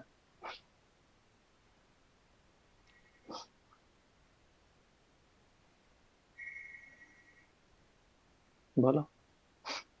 सर पोटेंशियल एनर्जी हम 2 पॉइंट्स के बीच डिफाइन करते हैं, और नॉन कंजर्वेटिव में अगर अलग अलग पाथ से जाएंगे तो अलग अलग आ सकते हैं। ये तो डेफिनेशन बता रहे हो तुम, मैं कोर कॉन्सेप्ट पूछ रहा हूँ, तुम डेफिनेशन बता रहे हो। हमने फ्रिक्शन के लिए पोटेंशियल एनर्जी क्यों नहीं डिफाइन करा? क्या ऐसा चीज हो गया जो मुझे सिर्फ ग्रेविटी के लिए ही वर्क डिफाइन मतलब पोटेंशियल एनर्जी डिफाइन करना पड़ा, जो कंजर्वेटिव फोर्स बोलते? फ्रिक्शन कुछ स्टोर नहीं करता, मतलब हीट लॉस कर देता है पूरा एक तो, और ग्रेविटी हाँ, कुछ जैसे फ्रिक्शन बोला, एक आइडिया तो लगा कि हाँ ये जो है एनर्जी जो वर्क किया वो एनर्जी में कन्वर्ट हो गया, और वो जो कन्वर्टेड एनर्जी था डिसिपेट हो गया, है ना, हीट के फॉर्म में मेटल्स में डिसिपेट हो गया। इसको वापस से एनर्जी को एक्सट्रैक्ट नहीं कर सकते हो, लेकिन यहाँ पे कुछ ऐसा फेनोमेना होता है कि तुम अगर इस पे वर्क करोगे तो यहाँ पे पहुंचने के बाद वो स्टोर हो चुका है, और वो स्टोर्ड एनर्जी वापस से तुमको मिल जाएगा, जैसे रिलीज करोगे काइनेटिक एनर्जी में कन्वर्ट हो जाता है, ये एनर्जी तुम्हें वापस से मिल जाएगा। इसीलिए ये एनर्जी एक ऐसा स्टेट या फिर पोजीशन के कारण से है, तो इसीलिए इसके एनर्जी को पोटेंशियल एनर्जी से डिफाइन करने की जरूरत पड़ी। क्योंकि मैं अगर इसको ऊपर कर दिया तो यहाँ पे देख करके तो नहीं लग रहा है कोई फोर्स लगा रहा है, इस पे कुछ हो रहा है, लेकिन फिर भी जैसे रिलीज करता हूँ यहाँ पे पहुंचने के बाद उसके पास एनर्जी आ जाती है, खुद ही खुद एनर्जी आ जाती है। तो इसका मतलब कि इसका स्टेट एक ऐसा है जिसके कारण से वहां पे से अगर रिलीज करा जाए कुछ भी होता है तो एनर्जी पॉजेस कर लेता है काइनेटिक एनर्जी के फॉर्म में। तो ये पोजीशन के कारण से पोटेंशियल एनर्जी रखता है। तो ये पोटेंशियल एनर्जी का बेसिक फंडा है कि इसीलिए हम लोग कंजर्वेटिव फोर्स के कारण से ही सिर्फ पोटेंशियल एनर्जी डिफाइन करते हैं। तो कंजर्वेटिव फोर्सेस हमारे ये सब हो गए, और कंजर्वेटिव फोर्सेस के लिए पोटेंशियल एनर्जी डिफाइन होता है, और कंजर्वेटिव फोर्सेस के लिए हम लोग ये चीज बोल सकते हैं that conservative force must be defined as minus integration del U by del X I cap minus del U by del Y J cap and minus of del U by del Z K cap. तो सिर्फ conservative forces के लिए ही ये formula हम लोग लगाएंगे, और किसी फोर्सेस के लिए नहीं लगाते हैं। फ्रिक्शन के लिए देखा है कभी ऐसा ये फॉर्मूला लगाया? नहीं, इलेक्ट्रोस्टैट में लगाते हैं। समझ में आया क्या? तो हम पहचानेंगे कैसे कि कोई भी फोर्स अगर मुझे दिया गया तो वो कंजर्वेटिव इन नेचर है या नहीं?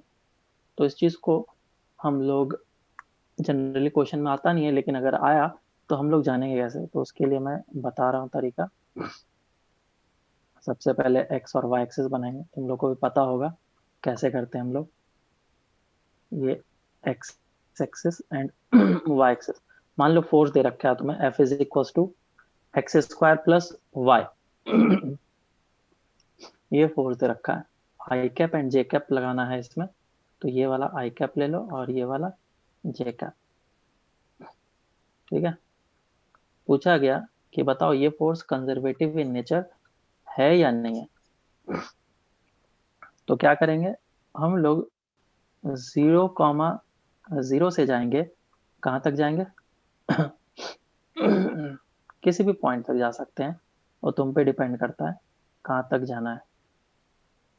जनरली क्वेश्चन को इजी बनाने के लिए हम लोग 2,1 तक लेकर के जाते हैं। अब देखो कुछ लोग 1,1 तक भी जाते हैं या फिर 2,2 तक भी जाते हैं, लेकिन सिमेट्री हमें नहीं लेना है। सिमेट्री के कारण से कभी कभी नॉन कंजर्वेटिव फोर्स भी कंजर्वेटिव में आंसर आ जाता है, तो सिमेट्री नहीं लेना है मुझे।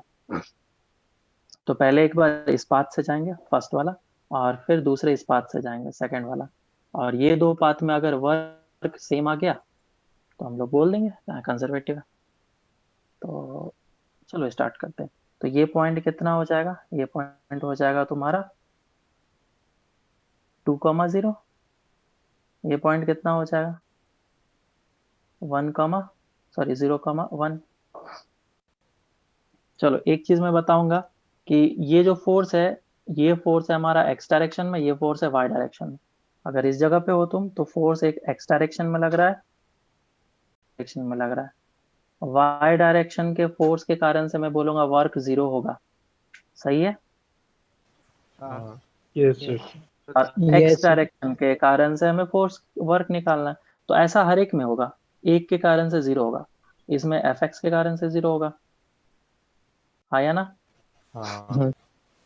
इसमें एफ एक्स के कारण से 0 होगा और एफ वाई कारण से निकालना होगा, और इस वाले में एफ एक्स होगा और एफ वाई के कारण से 0 होगा।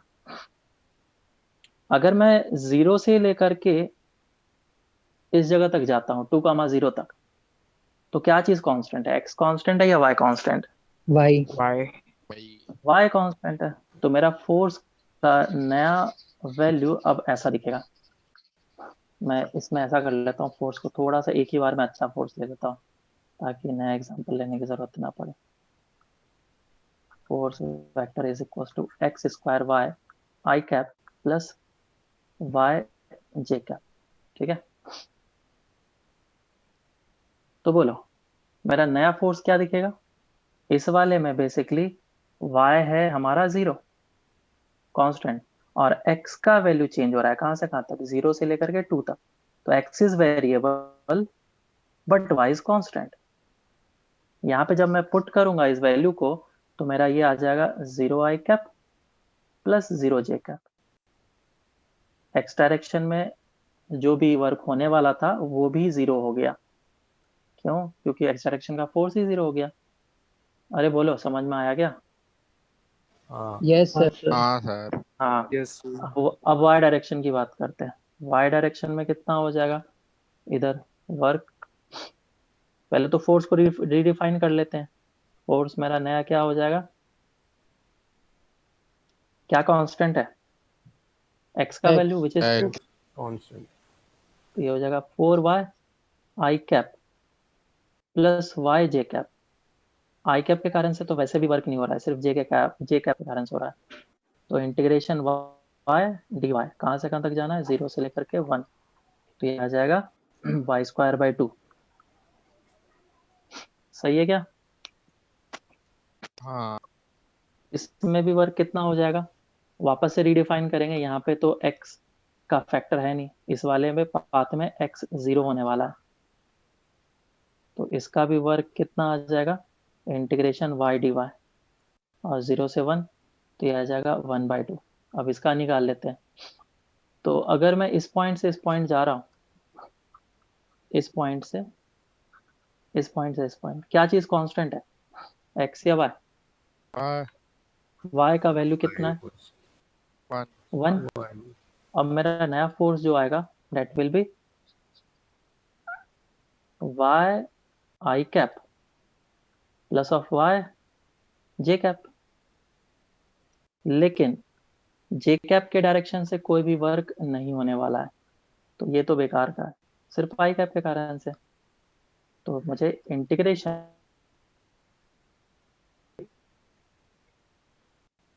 देखो तो इस जगह पे y का वैल्यू कांस्टेंट हुआ था, मैंने थोड़ा सा गलत कर दिया, x का वैल्यू पुट कर लिया था। तो y का वैल्यू है 1, तो ये हो जाएगा x² i cap plus 1 j cap. This will be the new force. और ये अगर हमारा नया फोर्स है तो इंटीग्रेशन सिर्फ x वाले का करना है। तो x वाले का इंटीग्रेशन के लिए वर्क कितना हो जाएगा? x डायरेक्शन का force which is x² dx। कहाँ से कहाँ तक इंटीग्रेशन जाएगा? 0 से लेकर के 2 तक x का। बस इसको इंटीग्रेट कर लो, x²/2 और 2 का स्क्वायर, ये आ जाएगा 2। ठीक है क्या? देख लो, कैलकुलेशन मिस्टेक नहीं होना चाहिए, अदरवाइज कॉन्सेप्ट वाइज इसी तरीके से तुम्हें हर क्वेश्चन को करना है और इस तरीके से ज़्यादा आसान होता है। तो x सर ये डायरेक्शन 2 कैसे है? x²/2 हुआ ना, कैसे सर? x³ ओके ओके, फिर से मिस्टेक कर रहा हूँ 8/3 आएगा ना। हाँ सॉरी हाँ सॉरी, हाँ। x³ 3 और 0 से 2 कितना आ जाएगा? ये 8/3। फिर से mistake। बराबर। तो 1 वाले पाथ से वर्क टोटल कितना हुआ है? 0 प्लस प्लस 1/2। और y2 वाले डायरेक्शन से गया था मैं, तो कितना आया था? Half plus 8/3। तो देख लो, दोनों सेम नहीं है, W1 is not equal to W2। तो मैं बोल सकता हूँ कि ये कंजर्वेटिव फोर्स नहीं है। ठीक है क्या? Yes sir. Yes sir. तो ये हमारा कंजर्वेटिव फोर्स का सिंपल सा चीज हो गया।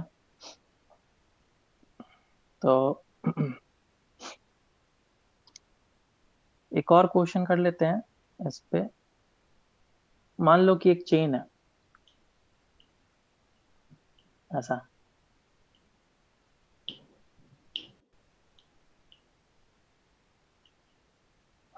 बाकी फिर नेक्स्ट क्लास से स्टार्ट करेंगे। ये चेन है जिसका लेंथ L है और इसका मास दे रखा है M। हालांकि क्वेश्चन तो ढेर सारे हैं करने के लिए।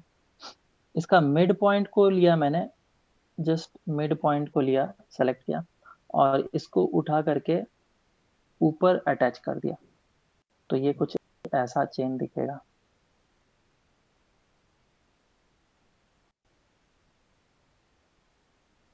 तो पूछा गया find the work done by the external agent, work done by external agent, solve करो।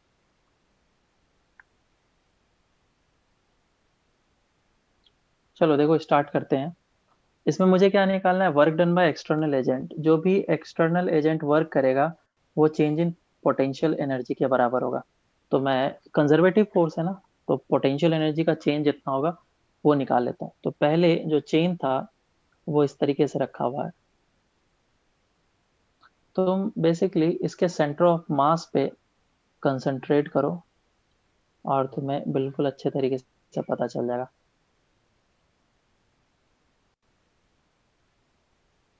ये जो चेन है ये कुछ इस तरीके से रखा हुआ है कि नहीं? तो ये वाला जो पार्ट है वो, उसका पोटेंशियल एनर्जी कुछ भी चेंज नहीं हुआ, एग्जैक्टली वही का वही है, कोई पोटेंशियल एनर्जी चेंज नहीं हुआ। बस नीचे वाला जो पार्ट है वो कुछ इस तरीके से आ चुका है। तो मैं इसको दो पार्ट में डिवाइड कर लेता हूँ, एक ये पार्ट और एक ये पार्ट। तो पहले वाले पार्ट का जो पोटेंशियल एनर्जी है वो कितना चेंज हुआ वो निकाल लेते हैं, क्योंकि उसका सेंटर ऑफ मास इस जगह से इस जगह तक पहुंच गया है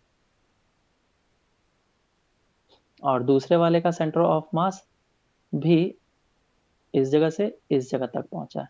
तो दोनों का अगर चेंज इन पोटेंशियल एनर्जी निकाल लिया, दोनों को ऐड कर लेंगे, आ जाएगा आंसर। तो इसका मास कितना होगा m/4 और इसका मास कितना होगा m/4। लेंथ कितना होगा नीचे वाला l/2 और कितना होगा ये वाला लेंथ l/4 और ये कितना लेंथ होगा l/8 और ये लेंथ कितना होगा l/8। ठीक है क्या? तो अब तुम्हें क्या करना है, ये डिस्टेंस निकालना है। कितना आ जाएगा बताओ? ये डिस्टेंस है l/2। अगर इसको तुम l/8 ऊपर से नीचे करो, इसको नीचे करो l/8 नीचे और l/8 नीचे, तो तुम्हारा ये चीज बन जाएगा एग्जैक्टली, विच इज l/2, है ना? तो ये हो जाएगा mgh, h कितना l/8 प्लस, अब तुम्हें इसका देखना है ये इस जगह पे। तो मैंने ये बोल दिया है कि ये जो लोकेशन है यहाँ से यहाँ तक l/2 है। ये डिस्टेंस कितना होगा, ये l/8 और ये भी l/8, तो कितना आ जाएगा l/4, दिस इज l/4। कितना आ जाएगा l/2 प्लस l/4, बोलो? 3l/4। 3l/4, तो हो जाएगा m/4 mgh, 3l/4। सही है क्या? देख लो एक बार, कैलकुलेशन में मिस्टेक नहीं होना चाहिए।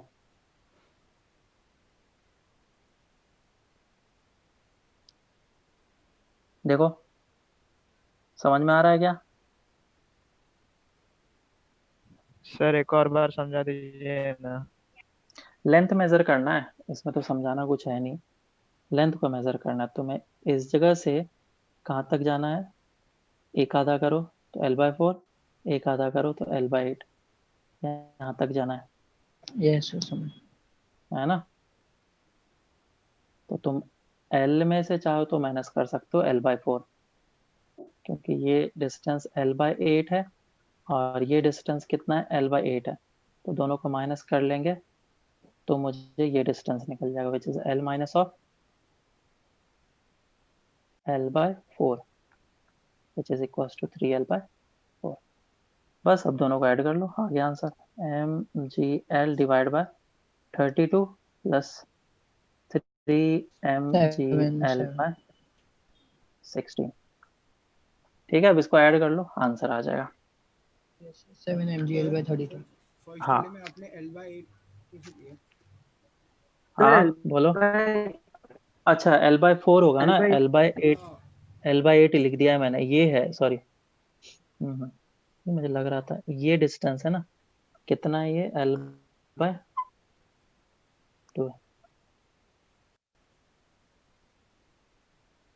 है ना, l/2 है। तो ये L/2।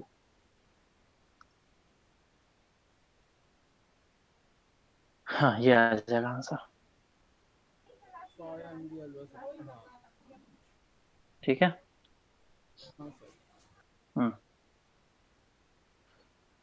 चलो ठीक है, फिर बाकी नेक्स्ट क्लास से स्टार्ट करते हैं हम लोग।